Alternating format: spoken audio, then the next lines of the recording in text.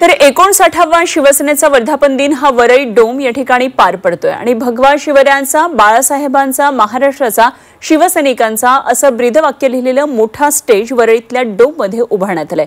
शिंदेंच्या शिवसेनेकडून मेळाव्याची जय्यत तयारी करण्यात आली आहे आणि त्याचाच आढावा घेतलाय आमचे प्रतिनिधी कपिल राऊत यांनी।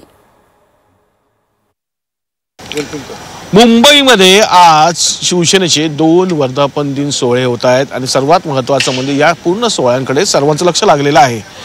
शिवसेनेचा जो सोहळा होत आहे तो वरळी डोममध्ये होत आहे। तुम्ही बघू शकता माझ्या मागे एक मोठा स्टेज उभारण्यात आलेला आहे आणि एका बाजूला बाळासाहेब ठाकरेंचा फोटो, अनिल दिघेंचा फोटो आणि दुसरीकडे एकनाथ शिंदेंचा असा मोठा फोटो आहे आणि भगवा शिवरायांचा, बाळासाहेबांचा, महाराष्ट्राचा, शिवसैनिकांचा असं एक ब्रीदवाक्य तिथे लिहिण्यात आलेलं आहे आणि एक जय्यत तयारी तुम्ही बघू शकता सुरू आहे। मुंबई महानगरपालिकेमध्ये ज्या गोष्टी इलेक्शन्स आहेत त्या इलेक्शन्स वेधूनच हा कार्यक्रम आयोजित करण्यात आलेला आहे। आपल्याबरोबर शीतल मात्रे आहेत, त्यांच्याकडून जाणून घेऊया कशी तयारी सुरू आहे आणि एक वर्धापन दिवस आहे आणि वर्धापन दिवसाच्या जिथे मुंबई महानगरपालिका टार्गेट केली जाणार आहे असं कळतंय। सुद्धा संपूर्ण महाराष्ट्रातून शिवसैनिक, शिवसेना पदाधिकारी, लोकप्रतिनिधी इथे नक्कीच येणार आहेत। आपण बघताय की सगळीकडे बसण्याची व्यवस्था आहे, त्यांच्यासाठी लांबून येणार आहेत, नाश्त्याची व्यवस्था आहे।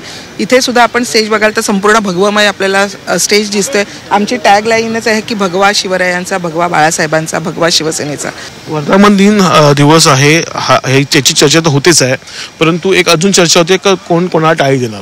मी एवढं नक्कीच सांगेन की राज ठाकरेजींना, उद्धवजींचा स्वभाव अतिशय योग्य पद्धतीने माहिती आहे। 2017ला जेव्हा बाळा दानगावकर हाच विचार घेऊन उद्धवजींना भेटायला गेलेले तेव्हा मातोश्रीवर त्यांना साधी भेटही दिलेली नाही। ही जखम मला वाटतं मनसे विसरलेली नाही आहे। त्याचप्रमाणे मनसेचे जवळजवळ 6 नगरसेवक निवडून आलेले असताना त्या नगरसेवकांना सुद्धा फोडून राजसाहेबांकडून उद्धवजीने घेतलं। तीही जखम त्यांची भळाळती आहेच।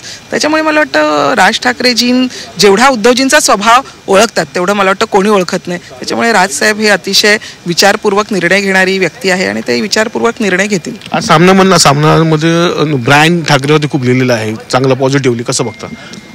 सामना मी फारसा वाचत नाही, तर तुम्ही म्हणताय म्हणून। खरं तर आम्ही काही त्याचा फार विचार करत नाही। काही महत्त्वाच्या घोषणा होणारच आहेत आणि त्याच्यामुळे थोडंसं लोकांना सुद्धा थोडासा वेळ लागू दे आणि एक धमाका तुम्हाला नक्कीच बघायला मिळेल। त्यामुळे ह्या भाषणाकडे सर्वांचंच लक्ष लागलेलं आहे। व्हिडिओ जर्नलिस्ट मंगेशसह कपिल राऊत, झी मीडिया, मुंबई।